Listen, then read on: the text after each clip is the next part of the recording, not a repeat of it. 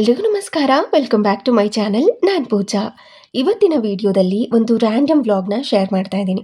ಬೆಳಗಿನ ತಿಂಡಿಗೆ ಇಡ್ಲಿ ಮಾಡೋಣ ಅಂತ ನಿನ್ನೆ ರಾತ್ರಿನೇ ಹಿಟ್ಟನ್ನು ರುಬ್ಬಿಟ್ಟಿದ್ದೆ. ಅದಕ್ಕೆ ಸಾಂಬಾರು ಮಾಡಿ ಚಟ್ನಿ ಮಾಡೋಣ ಅಂತ ಅಂದ್ಕೊಂಡಿದ್ದೀನಿ. ಹಾಗೆ ಇಲ್ಲಿ ಸಾಂಬಾರು ಕೂಡ ರೆಡಿ ಆಗ್ತಾ ಇದೆ. ನಿನ್ನೆ ರಾತ್ರಿ ಬಾದಾಮ್ ಪೂರಿ ಮಾಡಿದೆ, ನೋಡಿ ಎಷ್ಟು ಚೆನ್ನಾಗಿ ಬಂದಿದೆ.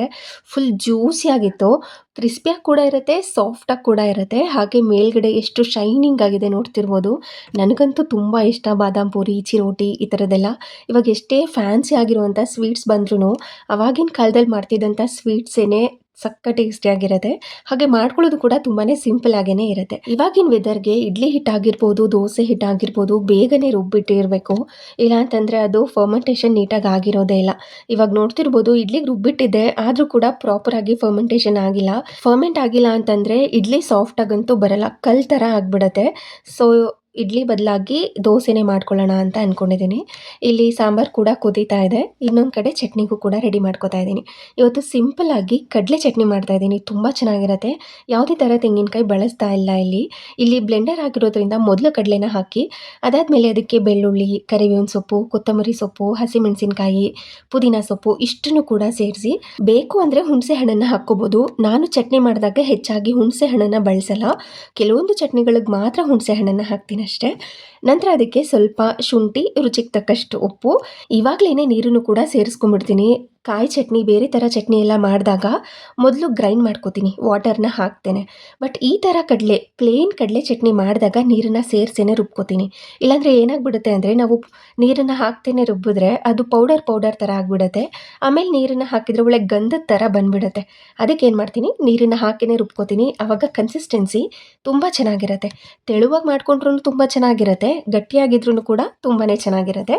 ಬೇಕಿದ್ರೆ ಒಮ್ಮೆ ಈ ಟಿಪ್ನ ಟ್ರೈ ಮಾಡಿ. ಹಾಗೆ ದೋಸೆ ಹಿಟ್ಟಿಗೆ ಇಡ್ಲಿ ಹಿಟ್ಟಿಗೆ ಸ್ವಲ್ಪ ನೀರನ್ನು ಹಾಕಿ ಸ್ವಲ್ಪ ತೆಳುವಾಗಿ ಮಾಡಿಕೊಂಡು ದೋಸೆನ ಹಾಕ್ಕೊಂಡಿದ್ದೀನಿ. ಆ್ಯಕ್ಚುಲಿ ದೋಸೆನೇ ತುಂಬ ಚೆನ್ನಾಗಿ ಬರ್ತಾಯಿತ್ತು, ಬಟ್ ಇಡ್ಲಿ ಹಾಕಿದಿದ್ರೆ ಅಷ್ಟೊಂದು ಚೆನ್ನಾಗಿ ಬರ್ತಾ ಇರಲಿಲ್ಲ ಅಂತ ಅನಿಸ್ತು, ಯಾಕಂದರೆ ಫರ್ಮೆಂಟ್ ಆಗಿರಲಿಲ್ವಲ್ಲ ಅದಕ್ಕೆ. ಬಟ್ ದೋಸೆ ಮಾತ್ರ ತುಂಬ ಚೆನ್ನಾಗಿ ಕ್ರಿಸ್ಪಿಯಾಗಿ ಟೇಸ್ಟಿಯಾಗಿ ಬಂದಿತ್ತು. ಈಗ ನೋಡ್ತಿರ್ಬೋದು ದೋಸೆಗೆ ತುಪ್ಪ ಹಾಕಿ ಇಲ್ಲಾಂದರೆ ಬೆಣ್ಣೆ ಹಾಕಿ ದೋಸೆ ಹಾಕ್ಕೊಂಡ್ರೆ ಮನೆ ತುಂಬ ಘಮ ಘಮ ಅಂತಿರುತ್ತೆ. ಇವಾಗ ಇದಕ್ಕೆ ಸ್ವಲ್ಪ ಕಡಲೆ ಚಟ್ನಿ, ನನ್ನ ಹಸ್ಬೆಂಡ್ ಸಾಂಬಾರು ಜೊತೆ ತಿನ್ನಲ್ಲ, ಸೊ ಹಾಗಾಗಿ ಕಡಲೆ ಚಟ್ನಿ. ಹಾಗೆ ಕ್ಲೀನಿಂಗ್ ಕೂಡ ಸ್ಟಾರ್ಟ್ ಮಾಡ್ಕೊಂಡಿದ್ದೀನಿ. ಅದಕ್ಕೆ ನಾನು ಇವತ್ತು ಬಳಸ್ತಾ ಇರೋದು Agaro Regal hand held vacuum cleaner, 800 watt ಆಗಿರುತ್ತೆ. ಇದು ಪವರ್ ಆಫ್ ಆನ್ ಬಟನ್ ಆಗಿರುತ್ತೆ. ಹಾಗೆ ಇದು ನೋಡ್ತಿರ್ಬೋದು ಎಷ್ಟು ಉದ್ದ ಪವರ್ ಕಾರ್ಡ್ ಕೊಟ್ಟಿದ್ದಾರೆ ಅಂತ. ಹಾಗೆ ಡಸ್ಟ್ ಎಲ್ಲ ಕಲೆಕ್ಟ್ ಆದಾಗ ಇದನ್ನ ಈಸಿಯಾಗಿ ರಿಮೂವ್ ಮಾಡಿ ನಾವು ಡಸ್ಟ್ನೆಲ್ಲ ಕ್ಲೀನ್ ಮಾಡ್ಕೋಬಹುದು. ಇದರಲ್ಲಿ 4 ಅಟ್ಯಾಚ್ಮೆಂಟ್ಸ್ ಬರುತ್ತೆ.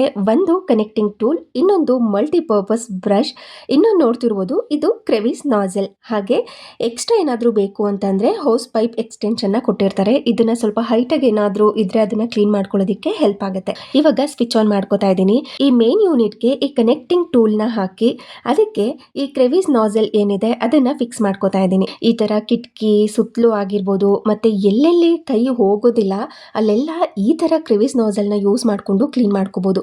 ಸೋಫಾ ಕಾರ್ನರ್ಸ್ ಆಗಿರ್ಬೋದು, ವಿಂಡೋ ಚಾನೆಲ್ಸ್ ಆಗಿರ್ಬೋದು, ಮತ್ತು ಹಾರ್ಡ್ ಟು ಕ್ಲೀನ್ ಏರಿಯಾಸ್ ಏನೇನಿರುತ್ತೆ ಅದನ್ನೆಲ್ಲ ಜಸ್ಟ್ ಫ್ಯೂ ಸೆಕೆಂಡ್ಸಲ್ಲಿ ಇದೆಲ್ಲ ಸಕ್ ಮಾಡ್ಕೊಂಡ್ಬಿಡುತ್ತೆ. ನೋಡ್ತಿರ್ಬೋದು ಎಷ್ಟು ಚೆನ್ನಾಗಿ ಕ್ಲೀನ್ ಆಗ್ತಾ ಇದೆ ಅಂತ. ಈ ಥರದೊಂದು ವ್ಯಾಕ್ಯೂಮ್ ಕ್ಲೀನರ್ ಮನೇಲಿ ಇತ್ತು ಅಂತಂದರೆ ಈ ಥರ ಕಾರ್ನರ್ಸ್ಗಳಲ್ಲೆಲ್ಲ ಈಸಿಯಾಗಿ ಕ್ಲೀನ್ ಮಾಡ್ಕೋಬೋದು, ಜಾಸ್ತಿ ತಲೆನೋವು ಇರೋದೇ ಇಲ್ಲ.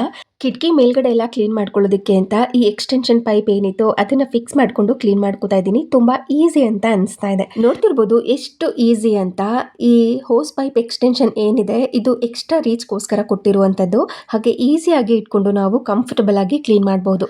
ಅದು ಬೇಡ ಅಂತಂದರೆ ಈ ಥರ ಮಲ್ಟಿಪರ್ಪಸ್ ಬ್ರಷ್ ಏನಿದೆ ಅದನ್ನು ಕೂಡ ಫಿಕ್ಸ್ ಮಾಡ್ಕೋಬೋದು. ಇದನ್ನು ಡೈರೆಕ್ಟಾಗಿ ಇದೇ ಥರ ಯೂಸ್ ಮಾಡಬಹುದು. ಬುಕ್ ಶೆಲ್ಫ್ ಆಗಿರ್ಬೋದು, ಇಲ್ಲ ಅಂತಂದರೆ ನಾರ್ಮಲ್ ಆಗಿ ಫ್ಯಾಬ್ರಿಕ್, ಸೋಫಾ, ಮತ್ತು ಕುಷನ್ಸ್, ಕರ್ಟನ್ಸ್ ಇದನ್ನೆಲ್ಲ ಕ್ಲೀನ್ ಮಾಡ್ಕೋಬಹುದು. ಮಲ್ಟಿಪರ್ಪಸ್ ಅಂತಾನೆ ಹೇಳ್ಬೋದು, ತುಂಬಾ ಚೆನ್ನಾಗಿ ಕ್ಲೀನ್ ಆಗುತ್ತೆ. ಹಾಗೆ ಮೆಶ್ ಡೋರ್ಗಳಿರುತ್ತೆ ಗೊತ್ತಾ, ಅದನ್ನು ಕೂಡ ಈ ಥರ ಮಲ್ಟಿಪರ್ಪಸ್ ಬ್ರಷ್ನ ಯೂಸ್ ಮಾಡಿಕೊಂಡು ಜಸ್ಟ್ ಫ್ಯೂ ಮಿನಿಟ್ಸ್ ಅಲ್ಲಿ ಕ್ಲೀನ್ ಮಾಡ್ಕೋಬಹುದು. ನೋಡ್ತಿದ್ದೀರಾ ಎಷ್ಟು ಚೆನ್ನಾಗಿ ಕ್ಲೀನ್ ಆಗ್ತಾ ಇದೆ ಅಂತ.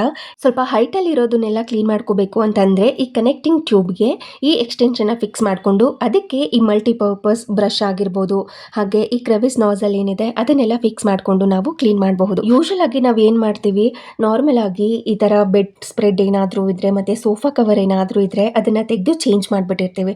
ಬಟ್ ಒಳಗಡೆ ಎಷ್ಟು ಡಸ್ಟ್ ಇರುತ್ತೆ ಗೊತ್ತಾ, ನಮಗೆ ಕಣ್ಣಿಗೆ ಕಾಣಿಸೋದೇ ಇಲ್ಲ. ನೀವು ಏನಾದರೂ ಕೋಲ್ ತೊಗೊಂಡು ನೋಡಿದ್ರೆ ಗೊತ್ತಾಗುತ್ತೆ ಅದಕ್ಕೆ ಎಷ್ಟು ಡಸ್ಟ್ ಬರ್ತಾ ಇರುತ್ತೆ ಅಂತ.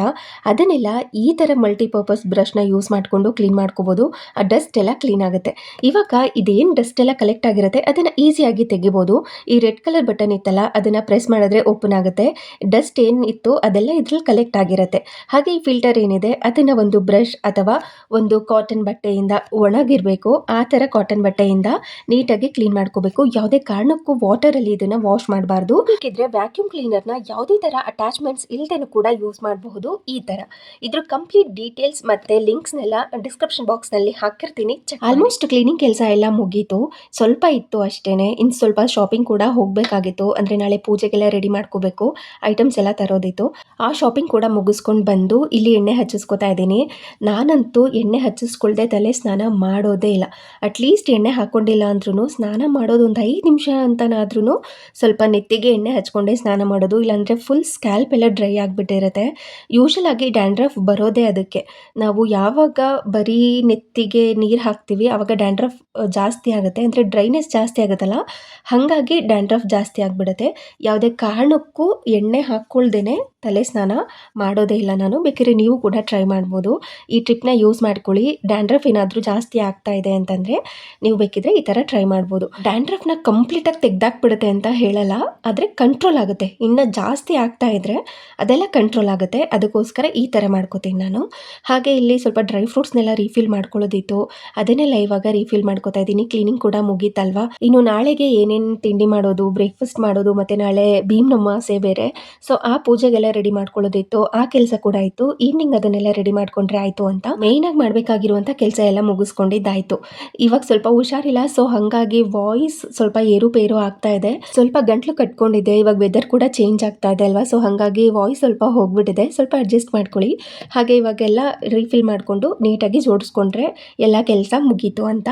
ಇನ್ನು ಇದಾಗಿತ್ತು ಇವತ್ತಿನ ವಿಡಿಯೋ. ಈ ವಿಡಿಯೋ ನಿಮಗೆ ಸ್ವಲ್ಪನಾದ್ರೂ ಇಷ್ಟ ಆಗಿದ್ರೆ, ಯೂಸ್ಫುಲ್ ಅನಿಸಿದ್ರೆ ಪ್ಲೀಸ್ ಒಂದು ಲೈಕ್ ಮಾಡಿ. ಹಾಗೆ ನಿಮ್ಮ ಫ್ರೆಂಡ್ಸ್ ಆ್ಯಂಡ್ ಫ್ಯಾಮಿಲಿಗೆಲ್ಲ ಈ ವಿಡಿಯೋನ ಶೇರ್ ಮಾಡಿ. Thank you.